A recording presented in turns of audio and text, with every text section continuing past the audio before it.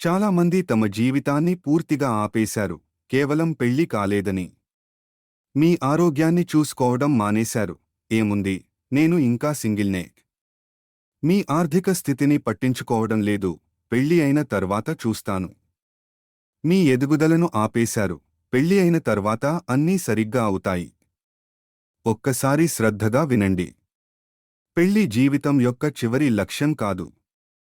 అది మన జీవితానికి ప్రధాన ఉద్దేశ్యం కాదు. అల్లాహ్ మనలను తనను ఆరాధించడానికి ఇబాదత్ సృష్టించాడు. పెళ్లి ఒక సాధనం, ఇబాదత్లో సహాయం చేసే మార్గం, కానీ అది లక్ష్యం కాదు. మరొక నిజం, చాలామంది వినాలని ఇష్టపడరు. విచారకరమైన వివాహంలో బతకడం కంటే ఒంటరిగా ఉండటమే మేలు. అతురతతో పెళ్లి చేసుకోకండి. కేవలం ఎదురుచూసి అలసిపోయారని హెచ్చరికలను, రెడ్ ఫ్లాగ్స్ పట్టించుకోకుండా ఉండకండి. దాని బదులుగా ఈ సమయాన్ని ఉపయోగించండి. మీ ఆరోగ్యాన్ని మెరుగుపరుచుకోండి.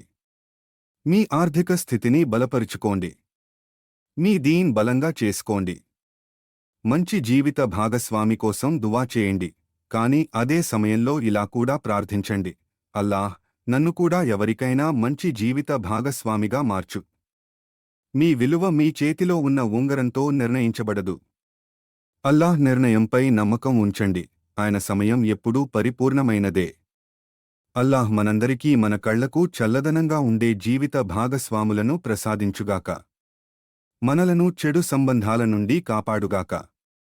మరియు మన అసలు లక్ష్యం, ఆయనను ఆరాధించడం, నెరవేర్చే శక్తి ఇవ్వుగాక. ఆమీన్.